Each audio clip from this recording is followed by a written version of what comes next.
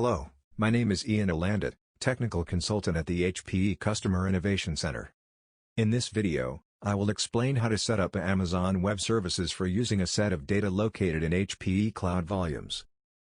HPE Cloud Volumes is an enterprise-based cloud storage service that provides storage volumes as a service for use with Amazon Web Services, Google Cloud or Microsoft Azure. One can add storage volumes to your cloud VM on an as-needed basis and at the size and performance level that best fits the needs of your company. For each volume that you add, you can also create snapshots, create clones, encrypt data, add users and monitor performance.